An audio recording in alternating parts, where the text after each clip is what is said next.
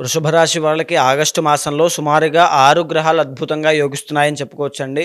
మేజర్‌గా ఆగస్టు 20వ తారీఖు వరకు కూడా గురు, శుక్రులు కలిసి మీకు 2వ స్థానంలో ధనస్థానంలో సంచారం చేయడం వల్ల నూతన వస్త్ర వాహన యోగాలు కానీ, ఆభరణ యోగాలు, బంగారం ఏదైనా కొనుగోలు చేయడం కానీ, మనీ అనేటువంటిది చాలా బాగా రావడం కానీ, ఇలాంటివి ఎక్కువగా కనబడుతున్నాయని చెప్పొచ్చు.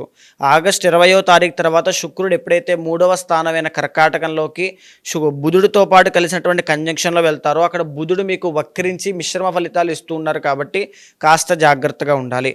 ఆగస్టు 17వ తారీఖు వరకు కూడా మీకు రవి బలము అనేటువంటిది చాలా అద్భుతంగా ఉందండి. చాలా ఎక్స్ట్రార్డినరీగా ఉంది. ఆగస్టు 17వ తారీఖు తర్వాత రవి బలం వీక్ అవ్వడం వల్ల పనులన్నీ కూడా స్తంభించడం, ఆటంకాలు చాలా ఎక్కువగా రావడం, రాజకీయవేత్తలకి లేకపోతే ఆరోగ్య సమస్యల విషయంలో కేర్ఫుల్గా ఉండాలి. రాజకీయ నాయకులు అవమానపడేటువంటి అవకాశాలు ఎక్కువగా ఉంటాయి. ప్రత్యేకంగా జాగ్రత్తలు ఖచ్చితంగా తీసుకోవాలి అని చెప్పచ్చు.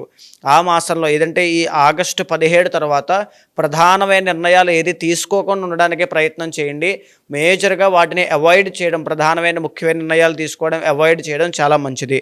ప్రత్యేకించి మీకు కంటక శని కూడా యాక్టివేట్ అవ్వడం వల్ల కెరీర్‌లో స్తంభించిపోవడం, సడన్‌గా కెరీర్‌లో ఏదో తెలియనటువంటి మార్పులు, భయము, లేకపోతే ఏం జరుగుతుందనేటువంటి ఒక పానిక్ అవ్వడం ఇలాంటివి కనబడుతున్నాయి. కెరీర్‌లో మార్పులు రాకుండా ప్రత్యేకించి జాగ్రత్తలు తీసుకోండి.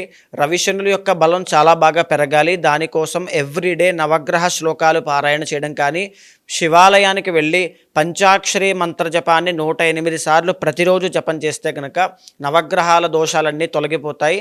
మంచి శుభ ఫలితాలు చూస్తారు అని చెప్పొచ్చు.